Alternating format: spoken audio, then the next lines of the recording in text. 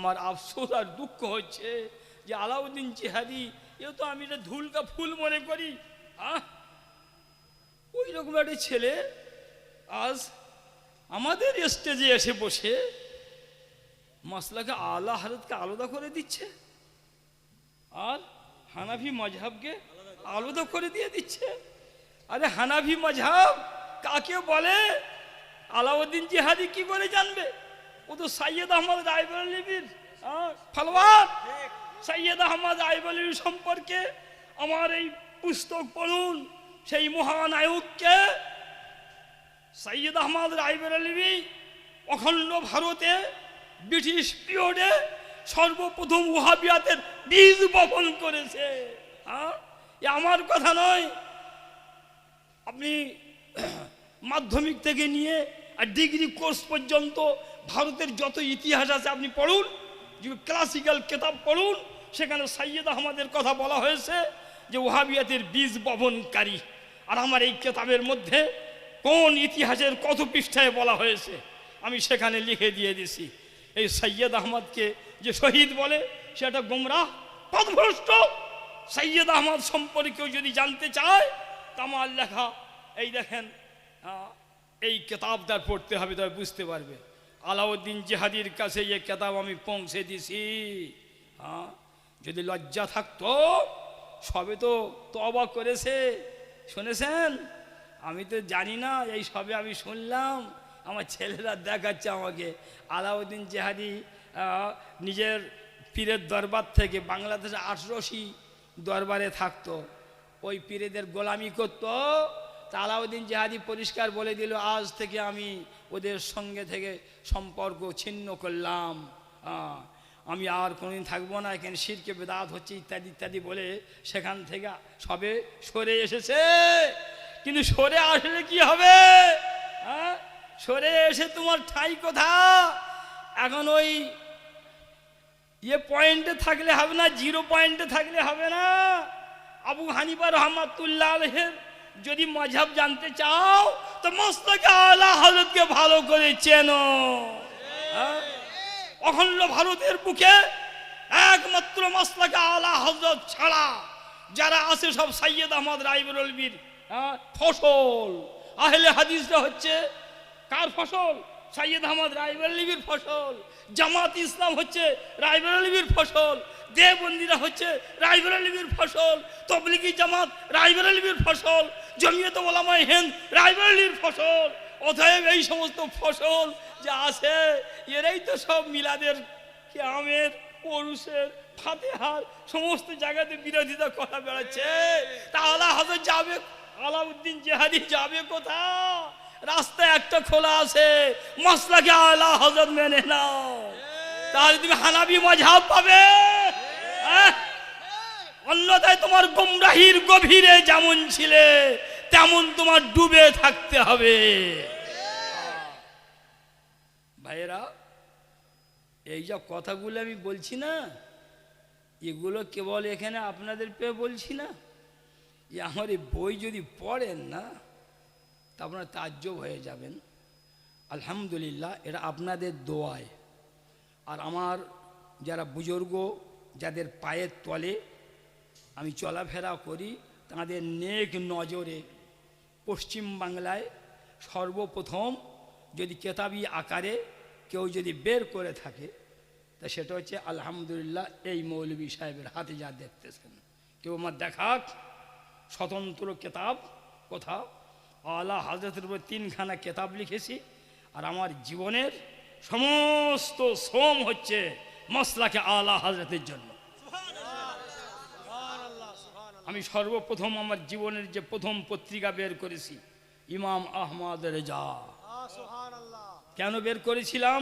এর কারণ ছিল একটাই, পশ্চিম বাংলায় সবচাইতে দেওবন্দীদের বড় আলেম, বড় লেখক মাওলানা আজিজুল হক কাশেমি মেদিনীপুরি সাহেব, তার বই পুস্তক আমার কাছে এসে পড়েছিল, মোটা মোটা বই, হাজির নাজের প্রসঙ্গ, রক্তে রাঙা বালাকোট, সুবহান আল্লাহ, হায় হায় হায় হায়।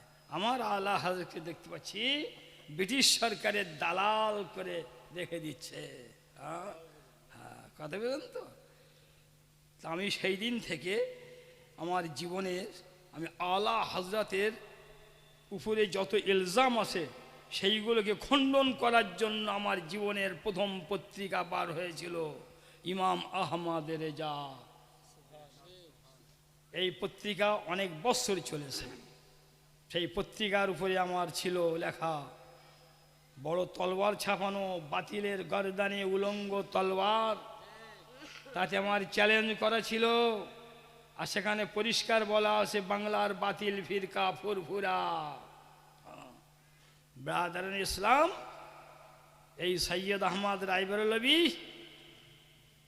অখণ্ড ভারতে ওয়াহাবিয়াতের বাণী মাবানী প্রতিষ্ঠাতা। সৈয়দ আহমদ রায়বেরেলভী আমার সবাই মোহাম্মদিয়ার তরিকার পীর আছে না, এসব যত দেখছেন এ বেচারা জানেন না, সাদা শীতে মানুষ, আর পীর হওয়ার শখ, এদের পীর হওয়ার শখ খুব। আর মোহাম্মদিয়ার তরিকাটা খুব সস্তায় পাওয়া যায়। তো মোহাম্মদিয়ার তরিকা হয়, হ্যাঁ, হানাফি বলো, কাদরিয়া, চিশতিয়া, নকশবন্দিয়া, মুজাদ্দিদিয়া, এই সমস্ত তরিকা সূর্য চন্দ্রের ন্যায় ঝলমল করছে, মাঝখান থেকে এসেছে মোহাম্মদিয়া তরিকা। এর মানেটা কি? এ বুদ্ধুর দল বোঝেনি যে মোহাম্মদ সাল্লাল্লাহু আলাইহি সাল্লামের তরিকা আসল গানে তা নয়। ও মোহাম্মদ ইবনে আব্দুল ওয়াহাব নজদির নামে এই তরিকাটা তৈরি করেছিল ইসমাইল দেহলভী আর সৈয়দ আহমদ রায়বেরেলভী। কত জানেন তো? কেন লোকে বলছে ওয়াহাবিরা তাসাউফ মানে না, এলমে বাতেন মানে না, পীর মানে না, নবী মানে না, মজহাব মানে না, সেই জন্য এরা করেছে কি ওই ওনার নাম দিয়ে মুহাম্মাদিয়া তরিকা বের করে দিয়েছে। হ্যালো, মুহাম্মাদিয়া তরিকা। এই মুহাম্মাদিয়া তরিকার আসল পীর কে বলো? সৈয়দ আহমদ রায়বেরেলভী। সৈয়দ আহমদ রায়বেরেলভী কত বছর বয়সে 3 টুকরো 4 টুকরো 5 টুকরো হয়েছে জানা আছে? কাফন পায়নি, গোসল হয়নি, কবর হয়নি, জানাজা হয়নি 45 বছর বয়সে। আর ইসমাইল দেহলভী ওর মুরিদ ছিল 47 বছর বয়সে বালাকোটের ময়দানে খণ্ড, দ্বিখণ্ড, 4 খণ্ড 5 খণ্ড হয়েছিল। এদের কিছুই হয়েছিল না। হলো পরে এই এখান থেকে কুড়িয়ে নিয়ে ওখান থেকে কুড়িয়ে নিয়ে এক জায়গায় দাফন করেছে। এটা সম্ভবত সৈয়দ সাহেবেরই হবে, মাথার চুল দেখে বলছে। সৈয়দ সাহেবের কেউ দেখতে চান তা আমার কাছে ও জিয়ারত করে যাবেন, ছবি এখানে আছে। আর কীরকম টুপি মাথায় দিয়ে আছে খালি দেখবেন, হ্যাঁ, আপনাদের সব পছন্দ হয়ে যাবে। হ্যাঁ, সৈয়দ আহমদের টুপি কীভাবে মাথায় দিয়ে বসে আছে দেখলে আপনাদের খুব পছন্দ হয়ে যাবে। এই সৈয়দ আহমদ প্রথম জীবনে ছিল পিন্ডারি দস্যু দলের সদস্য। সৈয়দ আহমদ রায়বেরেলভী প্রথম জীবনে ছিল পিন্ডারি দস্যু দলের সদস্য, খুব শক্তিশালী ছিল। আর সবচাইতে বংশের বোকা, বেওকুফ, কারিমা বাবা সাহেব বরহালে মা, এই ছন্দটুকু ঘন্টার পর ঘন্টা পড়তো, পড়ে ফের ভুলে যেত, বলার সময় বলতে পারত না, লেখাপড়া জীবনে শিখতে পারেনি। সৈয়দ সাহেব আব্দুল আজিজ মুহাদ্দিস দেহলভী রহমতুল্লাহ এর কাছে চলে গিয়েছিলেন। তো গিয়ে পড়াশোনা করবেন। তো যে পড়া দিচ্ছে তা বলছে ওই আর দেখতে পাই না, কেতাব খুলছে আমি অক্ষর দেখতে পাচ্ছি না। তো শায়েখ আব্দুল আজিজ মুহাদ্দিস দেহলভী রহমতুল্লাহ সূক্ষ্ম সূক্ষ্ম জিনিস, ছোটো ছোটো জিনিস, এটা দেখতে পাচ্ছ? হ্যাঁ দেখতে পাচ্ছি। এটা দেখতে পাচ্ছ? তো হ্যাঁ দেখতে পাচ্ছি। কিন্তু কেতাব যখন খুলে দেওয়া হচ্ছে আমি দেখতে পাচ্ছি না। তা উনি বলে দিলেন জাহিরি বিদ্যা এর ভাগ্যে নেই। বুঝতে পেলেন তো? মানে আসল গানে আর খোলের কথাটা আর বললেন না যে এ বদমাইশ, হ্যাঁ, এ কথা না বললে জাহিরি বিদ্যা এর ভাগ্যে নেই। আর জীবনে কিছু হয়নি। এই ইতিহাস আমি সব কথা বলতে পারবো না, এরা শহীদ বলে না, শুধু এতটুকু ইতিহাস একটু বলে দিয়ে দিচ্ছি। হ্যাঁ, যে শহীদ কাকে বলে। হ্যাঁ, শহীদ কাকে কোনো মুসলমান যদি কারো জবাই করে দেয় তা শহীদ হবে? হ্যাঁ, কোনো মুসলমান জবাই করলে শহীদ হবে? হ্যাঁ। তো সৈয়দ আহমদ রায়বেরেলভী আর ইসমাইল দেহলভীকে বালাকোটের ময়দানে কারা 3 টুকরো 4 টুকরো করেছিল শুনেছেন? হ্যাঁ, আফগানিস্তানের মুসলমান পাঠান মুসলমানেরা আর পাঞ্জাবের হরি সিংয়ের সেনাপতিরা, সৈন্যরা কিভাবে হলো, এরা চলে যাচ্ছে শিখেদের সঙ্গে যুদ্ধ করতে। লোকে বলছে ব্যাপার তো উল্টো হয়ে গেল, ইংরেজদের তাড়াবের কথা, সে জায়গায় ইংরেজদের সঙ্গে কিছুই করছেন না, আর এখান থেকে সেই পাঞ্জাবে চলে যাচ্ছেন যুদ্ধ করতে। তো বলছে ইংরেজদের আমাদের শান্তিতে রেখে দিয়েছে, এরা আমাদের ধর্মের কোনো ক্ষতি করছে না, কিন্তু আমাদের মহাশত্রু হলো পাঞ্জাবের শিখেরা। মানে এসব ইংরেজদের শেখানো কথা। যাই হোক, যখন ইসমাইল দেহলভি বা সৈয়দ আহমদ রায়বেরেলভি দিল্লি থেকে সৈন্য নিয়ে বালাকোটে যাচ্ছে শিখদের সঙ্গে যুদ্ধ করতে, তো কোথা থেকে শুরু করেছেন যাওয়া? দিল্লির বস্তি নিজামুদ্দিনে। তো যাওয়ার সময় হাত দিয়ে দেখিয়ে বলেছিল নিজামুদ্দিন, আউলিয়া রহমাতুল্লাহের মাজারকে দেখিয়ে বলেছিল আমরা বালাকোটের যুদ্ধ থেকে ফিরে আসলে প্রথম কাজ হবে এই ঠাকুর ঘরটা ভেঙে দেওয়া। রব্বুল আলামিন আল্লাহ বালাকোটের ময়দান থেকে আর ফিরে আসতে দেয়নি।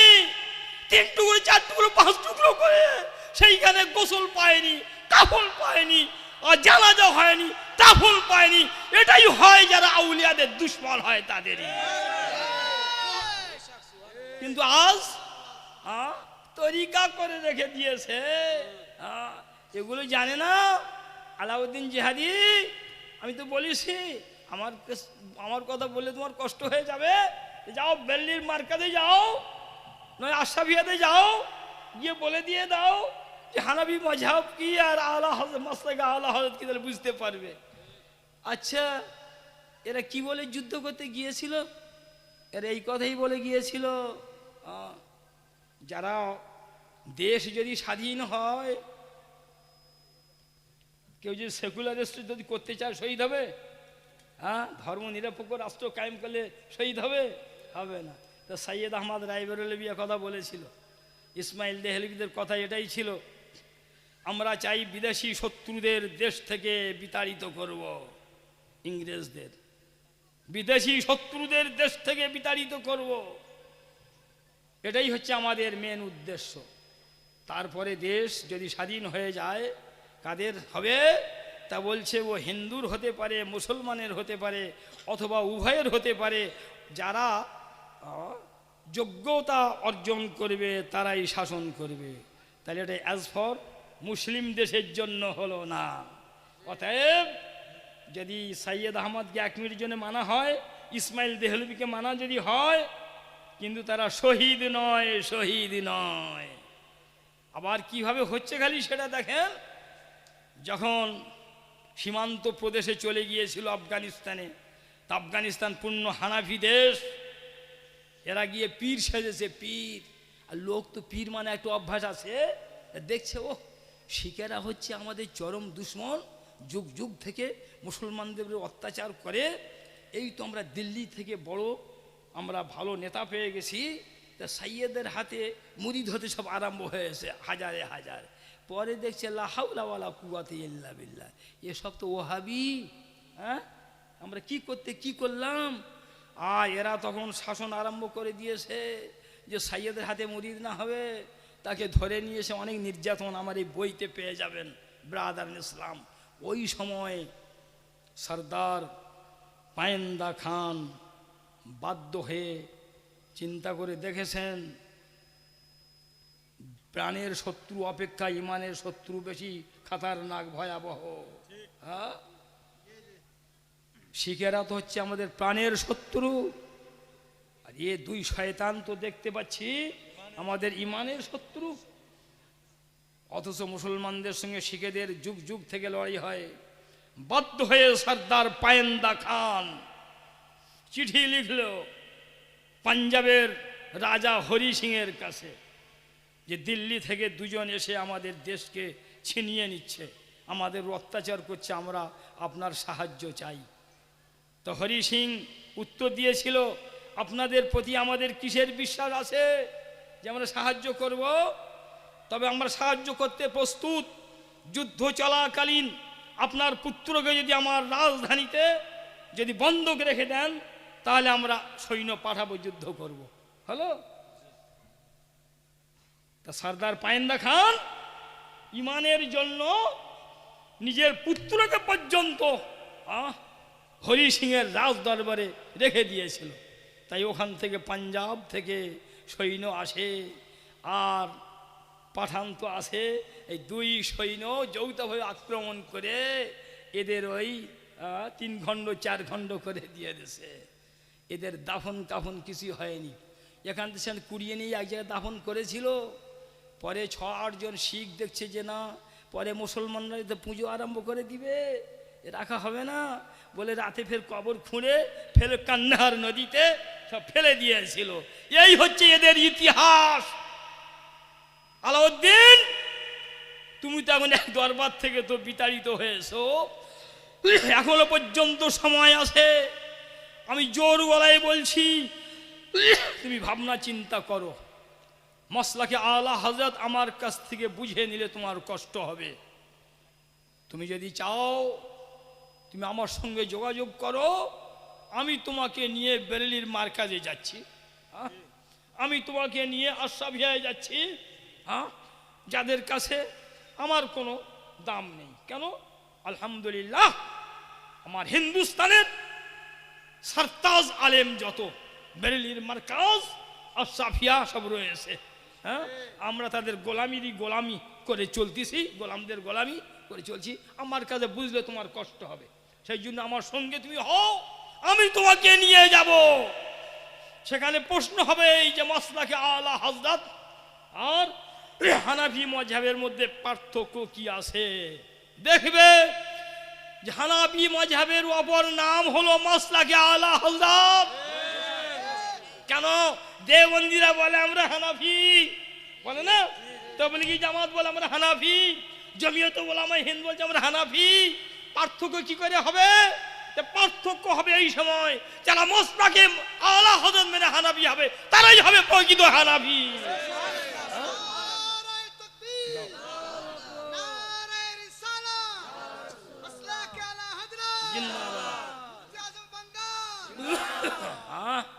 তারাই হবে হানাফি। পার্থক্য কি করে হবে? ওরা তো হানাফি বলছে, আমরা হানাফি বলছি। তা পার্থক্যের জন্য একটা ফারকে ইমতিয়াজ বলছি না, যাতে মানুষ আর কোনো বিভ্রান্তির মধ্যে না পড়ে চিনতে। সেই জন্য মসলাকে আলা হযরত, আজ 100 বছর থেকে মসলাকে আলা হযরত বলা শুরু হয়ে গেছে। কিরকম শুরু? অখণ্ড ভারতের সর্বোত্তরে হিমালয় পর্বত সমান আলেম আলা হযরতের সব গোলামি করেছে, তাদের মুখে ছিল মসলাকে আলা হযরত। মসলাকে আলা হযরত ছাড়া অখণ্ড ভারতের কোনো খানকা চলবে না। ওখানকা ছোট হোক বড় হোক, খাজা আজমির রহমাতুল্লাহ আলাইহির খানকা চলবে না। কেন? খাজা আজমির রহমাতুল্লাহ আলাইহির মাজার জিয়ারত করতে কোনো তাবলীগী জামাত দল বেঁধে যায় না, দেওবন্দিরা যায় না, আহলে হাদিস যায় না, জমিয়ত উলামায়ে হিন্দ যায় না, জামাতে ইসলাম যায় না। যায় কারা? যারা মসলাকে আলা হযরত মানে তারা। যারা মসলাকে আলা হযরত মানে তারা। আর যদি মাজারে ফুল দেওয়া, মাজারে চাদর দেওয়া, পীর ওলিদের দরবারে হাজির দিয়ে ফাইজ নেওয়া আলা হযরত যদি না শেখাতেন তা মাসি হাঁকাতো, মাজারের খাদেমরা মাসি হাঁকাতো, কেউ যেত না। আজ নির্লজ্জের মতো খাজা আজমির রহমাতুল্লাহ আলাইহির দরবারের 8000 খাদেম তারা নিজেদের শিয়া বলে ঘোষণা করে দিয়ে আলা হযরতকে তারা গালি দিচ্ছে। ব্রাদার ইসলাম, চোরের দল বসে আছে। খাজা আজমির রহমাতুল্লাহ আলাইহির মাজারে যত খাদেম আছে পকেট মার চোরেরা। আমি গাছ জোরে বলছি, রাগ করে বলছি তা নয়। এরা খাজা আজমির রহমাতুল্লাহ আলাইহিকে প্রতি ওয়াহাবিদের ধারণা খারাপ করে দিচ্ছে, মুসলমানদের ধারণা খারাপ করে দিয়ে দিচ্ছে। আমার ছেলে আহমদের যা তখন সবে জীবনের প্রথম ওর হাতে মোবাইল আমি দিছি। আমি 100 বার মানা করছি এই মোবাইল নিয়ে ঢুকিস নি, মোবাইল নিয়ে ঢুকিস নি। বাস মোবাইল নিয়ে খাজা আজমির রহমাতুল্লাহ আলাইহির মাজার শরীফের ভেতরে ঢুকে পড়েছে। আর চোরের দল মাথায় চাদর দিয়ে ফেলে দিয়ে দেবে, দিয়ে পকেট মারি করবে, হ্যাঁ, কার মোবাইল বের করে টাকা বের করে নিয়ে নেবে। মাজার সঙ্গে বার হচ্ছে আর দেখি মুখটা ছোট হয়ে আসেন, হলো তো? হ্যাঁ হয়েছে। হ্যাঁ আরে ওরা খাজাকে মানে আল্লাহ তাবারক তাআলা ওদের পেট করেনি, আল্লাহ পাক জাহান্নামের গেট করে দিয়েছে। যদি ওদের পেট যদি হতো তো পেট ভরে যেত, টাকা পয়সা নিয়ে কি করত? আজ যদি খাজা আজমির রহমাতুল্লাহ আলাইহির দরবারের খাদেমরা যদি ইচ্ছা করতো যে আমরা মাদ্রাসা করব, দিনের কাজ করব, তা দেওয়ান ফেল বেড়ে যেত। হিন্দুস্তানের বুকে সবচাইতে বড় মাদ্রাসা খাজা আজমিরের দরবারে হতো। সেখানে একটা মক্তব চলে না, কোটি কোটি টাকা ভুল হবে, পাহাড় সমান টাকা তাদের কাছে, অথচ চোর বসে আছে, চোর চোর। এখন তারা বলছে আমরা শিয়া, আর আমরা আলা হযরতকে গালি দিচ্ছে। বেঈমানের দল আর মুসলমান আছে যারা বলে আমরা শিয়া, তারা মুসলমান নয়। লন্ডন থেকে মা বেটি এসেছে, আমি কিন্তু কোন কথা বলতে গিয়ে অন্যদিকে যাচ্ছি, কিন্তু তবু কিন্তু না বললে নয়, এসে গেছে মা বেটি এসেছে লন্ডন থেকে। মেয়েটা লন্ডনে চাকরি করে, বাড়ি বাংলাদেশ। বেচারি ব্যাগটা যদি ঘরে রেখে যদি মাজার জিয়ারত করতে আসে তো হয়, ও ব্যাগ কাঁধে নিয়ে চলে এসেছে। আর এই খাদেমরা মাথার উপরে চাদর ফেলে দিয়ে বাস 1,86,000 টাকা, 1,86,000 টাকা বের করে নিয়ে এসেছে। তো কি বলবো, পাগল হয়ে যাচ্ছে। তো বুড়ি মা কাঁদতেছে আর জোয়ান বেটি থামাচ্ছে, মা খাজা বাবা আবার দিয়ে দিবে, এই বলে সান্ত্বনা দিচ্ছে। হ্যাঁ, এই বলে সান্ত্বনা দিচ্ছে। কত বড় আফসোসের কথা! কি মন নিয়ে আজ তারা এসেছে খাজা আজমির রহমাতুল্লাহ দরবারে, কি মন নিয়ে আসতেছে সারা দুনিয়ার মানুষ খাজা আজমির রহমাতুল্লাহ দরবারে। আর তোমরা সেই দরবারে তার সামনে পকেট মারি করছো, মানুষকে কাঁদাচ্ছ। তাহলে খাজার থেকে তোমাদের লজ্জা আছে? হ্যাঁ, তাহলে আমি বলবো যে খাজা আজমির রহমাতুল্লাহ ফায়েজ আর নেই। আগে মানুষ মাজারে যেত, বেদাড়িওয়ালা গিয়ে দাড়িওয়ালা হয়ে আসতো। মাজার থেকে গিয়েছে চলে এসে দাড়ি ছেড়ে দিত। বেনামাজি যেত তো মাজার জিয়ারত করে এসে নামাজি বনে যেত। হায় হায়, আজ মাজারের অবস্থা সব কি হচ্ছে! সেই জন্য বলছি খুব সাবধান। আমার আলা হযরতের মাসলাকের দিকে কোন ওয়াহাবি দেওবন্দি জামাত ইসলামী তাকিয়ে কথা বলার স্পর্ধা রাখতো না। কেন? মাসলাকে আলা হযরত আয়নাত থেকে সাপ ছিল, সাপ। আজ কিন্তু একটা অংশ তারা নামে বলছে আমার মাসলাকে আলা হযরত মানি, আর নিজের হাতে কাদা নিয়ে আর মাসলাকে আলা হযরত লেপন দিয়ে আজ কালো করে ফেলছে।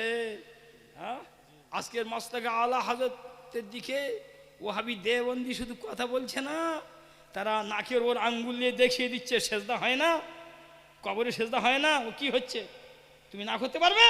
হ্যাঁ, কবরে খাদেমরা জোর করে নিয়ে সেজদা করাচ্ছে, মেয়ে মরদের মেলা হচ্ছে। তাহলে আলা হযরতকে কি বলে দেওবন্দিরা? তাবলীগি জামাতের লোক, আহলে হাদিসের লোক, আর জমিয়ত উলামায়ে হিন্দের লোক, তারা কি বলে?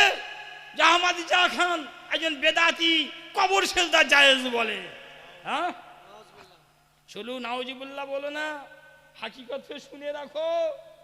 নাউজিবুল্লাহ তো বলছে আলহামদুলিল্লাহ, কিন্তু হাকিকত শুনে রাখো। কবর সেজদা করা হারাম, আশরাফ আলী থানভী বলেছেন। কবর সেজদা করা হারাম, ফুরফুরা রুহুল আমিন সাহেব বলেছেন। কবর সেজদা হারাম, যত বাতিল ফিরকা আছে তারা বলেছে।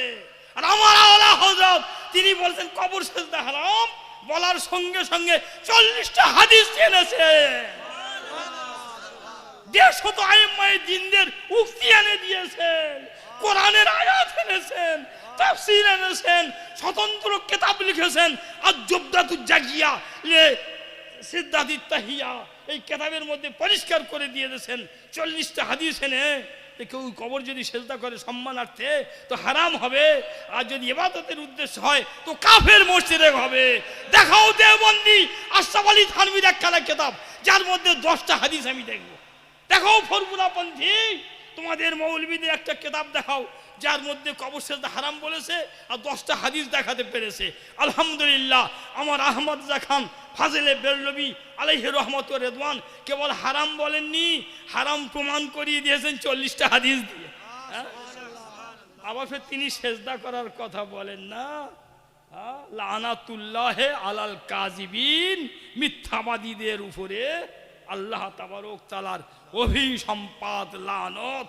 ব্রাদার ইসলাম শুনে রেখে দেন, আরো বলছি, সুন্নি মৌলভী সাহেবগণ কান খাড়া করে শোনো, দালালি করো নাই বলে দিচ্ছি।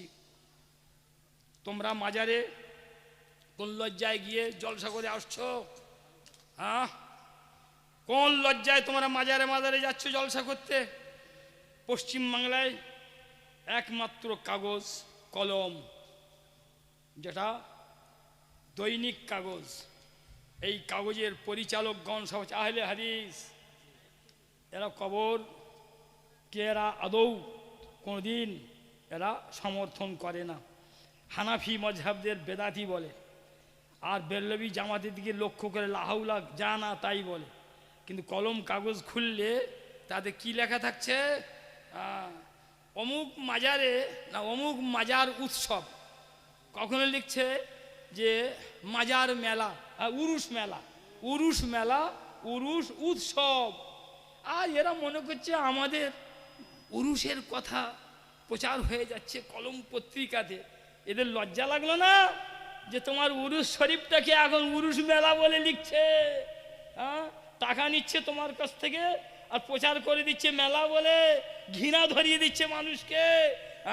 উরুস উৎসব বলছে, যেখানে উৎসব বলছে মেলা বলছে, কোন লজ্জায় সেই মাজারে তোমরা গিয়ে বক্তব্য রাখছো? সি সি সি সি, লজ্জা লাগে না? মাথায় পাগড়ি দিয়ে আর স্টেজে গিয়ে নাচছো এই করে করে। কেন? কতগুলো লোক পাও? 50 লোক, 100টা লোক থাকে না, অথচ ওই মেলাতে 50,000 1 লাখ লোক হয়। ওসব মাজার মেলা, মাজার উরুসে গিয়ে দেখো 2 কিলোমিটার দূর থেকে তোমার ঠেলে ঠেলে যেতে হবে। আর যেখানে জলসা হচ্ছে সেখানে গিয়ে দেখো মাথায় পাগড়ি দিয়ে আর নাচ কি! ওরে বাপরি বাপ, জীবনী বক্তা হয়েছে না, মাথায় পাগড়ি দিয়ে নাচ কি! আর আলা ইন্না আউলিয়া আল্লাহ লা খাউফুন আলাইহিম ওয়া লা হুম ইয়াহজানুন, এই আয়াত পড়ে দিয়ে আর শুনিয়ে দিচ্ছে বাবা এর গুরুত্ব এই গুরুত্বেই। তোমাদের লজ্জা লাগলো না? মাজার কমিটিকে ফোন করে বললে না আমরা আপনার জলসায় যাব না, বয়কট করলাম। কেন? তো কলম কাগজের কাছে কি বিজ্ঞাপন দিয়েছেন? বিজ্ঞাপনে আপনারা উরুস শরীফ না লিখে উরুস মেলা লিখলেন কেন? উরুস উৎসব লিখলেন কেন? তারা যদি বলে যে না ওটা আমরা লিখিনি, আমরা উরুস শরীফ লিখেছিলাম, কলম পত্রিকা করে দিয়েছে, তাহলে কেস করো, কলম পত্রিকার সম্পাদককে ধরো। এ কথা কই তুমি তো বললে না। আবার ফের তুমি করছো কি? বেদাতের জায়গা হয়ে গেছে এখন। যত মাজার দেখো অধিকাংশ মাজারের অবস্থা কি হয়ে গেছে? দোকানদারি শুরু হয়ে গেছে।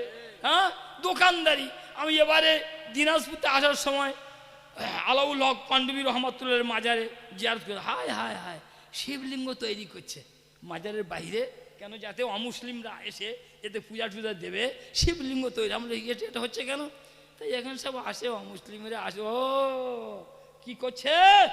সি সি সি সি সি, এইটা আলা হযরত বলেছেন। এই সমস্ত দোকানদারি তুমি শেখাতে এসেছ মেয়েদের। তুমি ওখানে ফের মাজারে যাওয়ার জন্য বলতেছো মশলাকে আলা হযরতে যাওয়া চলবে না। আর রাসূল পাক সাল্লাল্লাহু আলাইহি ওয়াসাল্লাম কি বলেছেন তোমার হুঁশ নেই? কি বলেছেন?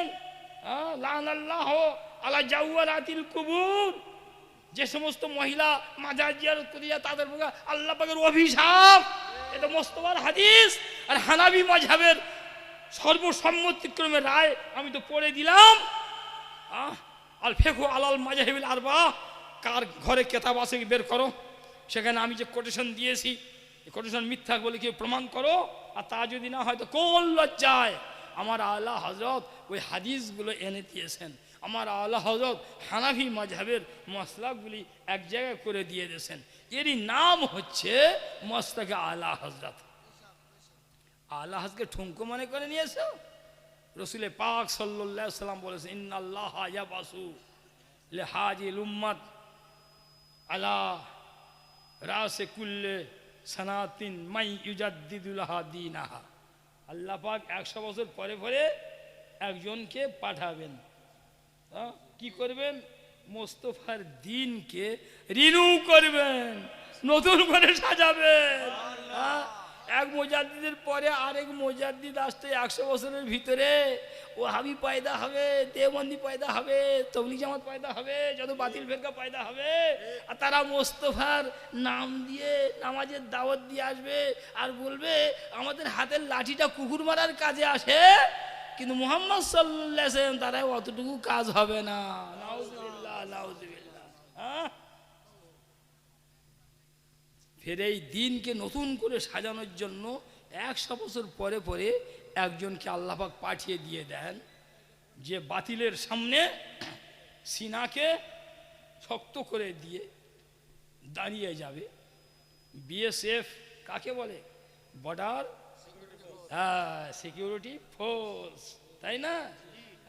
তো মুজাদ্দিদ হচ্ছে তাদের কমান্ডার। মুজাদ্দিদের কাজ এই। 100 বছর পরে কজন হবে? একজন বলছে না? ও মুর্শিদাবাদে পশ্চিমবাংলায় কজন হয়েছে মুজাদ্দিদ? পশ্চিমবাংলায় কজন হয়েছে জানা আছে? হয়নি? এবছর হয়নি। তা আমি তাহলে গুনে দিচ্ছি। হাওড়াতে 2টো, হুগলিতে 1টা, উত্তর 24 পরগনায় 1টা, মুর্শিদাবাদে 1টা, আর বীরভূমে 1টা। নাম বললে এ হয়ে উঠবে। সি সি সি সি সি আল্লাহ রসুল বলছেন যে 100 বছর পরে পরে একজন আসবে, মুস্তফার দিনকে নতুন করে সাজাবে। আমার আলা হযরত কম বেশি 1000 খানা কিতাব লিখেছেন। কাদিয়ানি থেকে আরম্ভ করে, শিয়া থেকে আরম্ভ করে, ওয়াহাবি থেকে আরম্ভ করে, ওই জামানায় এমন কোনো বাতিল ছিল না যার শিরচ্ছেদ না করেছেন। আলা হযরতের কলমকে কলম মনে করা হবে না, বাতিলের জন্য ছিল উলঙ্গ তলোয়ার। সমস্ত বাতিলকে দ্বিখণ্ড করে রেখে দিয়েছে ব্রাদার ইসলাম। সেই মোস্তফার পাহারাদার ইমাম আহমদ খান ফাজিলে বেরলভী রহমাতুল্লাহ আলাইকে আজকের বেদাতি বলছে। এত বড় স্পর্ধা, তবে কি বেদাত হচ্ছে না? হচ্ছে। বেদাত হচ্ছে না? হচ্ছে। কবরে সেজদা হচ্ছে না? হচ্ছে। আলা হযরত কবরে ফুল দেওয়া, চাদর দেওয়া জায়েজ প্রমাণ করিয়েছেন, তাই না? ফতোয়া আলমগীরি থেকে, স্বামী থেকে ফতোয়া আলমগীরি আলা হযরত লেখা। কার লেখা? বাদশাহ আওরঙ্গজেব আলাইহির রহমার রাজত্বকালে পৃথিবীর শীর্ষস্থানীয় ওলামায়ে কেরামগণকে এক জায়গায় করে সেই জামানায় 2.5 লক্ষ চাঁদির টাকা তাদের পিছনে খরচ করে আর সোনা দানা মণিমুক্তা তাদের উপহার দিয়ে ফতোয়া আলমগীরি লেখানো হয়েছিল। সেই কেতাবের মধ্যে আছে ওয়াজুল ওরুদে ওয়া রায়াহিনে আলাল কুবুরে হাসান, কবরেতে ফুল দেওয়া উত্তম কাজ। আলা হযরত এটাকে বাস্তবায়িত করেছেন। এখন সুযোগ নিয়ে মাওলানা এখন দোকান খুলে দিয়েছে। দোকান তো একটা নয়, এখন 1.5 কিলোমিটার 2 কিলোমিটার শুধু চাদর আর ফুলেরই দোকান আর দোকান। লোক ওখান থেকে কিনে আনছে, নিয়ে এখানে চড়িয়ে দিচ্ছে। সকাল থেকে সন্ধ্যা পর্যন্ত 1000 চাদর বিক্রি হচ্ছে। তা তো দোকান তো খালি হয়ে যাবে না? না না। আর এদিকে চাদরের লোড হয়তো ছাদে ঠেকবে, দেখা যাচ্ছে না? 1 ঘন্টা পরে দেখছি নিজের চাদরটা নেই, সে আবার কি দোকানে ঝুলতেছে। তো মুসলমান শুনে রেখে দেন, এই চাদর দেওয়া হারাম হবে। ফজুল হচ্ছে। খাজা আজমির রহমাতুল্লাহ আলাইহি দরবারিকে চাদর দিবে না, ফুল দিবে না। চাদর তো একটা দেওয়া তো রয়েছে, ফুল তো দেওয়া তো রয়েছে। আর খাজা আজমির রহমাতুল্লাহ আলাইহির মেন গেটের বাইরে 200-500 জন এমন লোক পড়ে আছে, কারোর হাত নেই, কারোর পা নেই, কারোর চোখ নেই। তারা হাত পেতে রয়েছে। ওদের হাতে দিয়ে দাও, খাজা আজমির রহমাতুল্লাহ আলাইহির জন্য ফাতিহা করে দাও।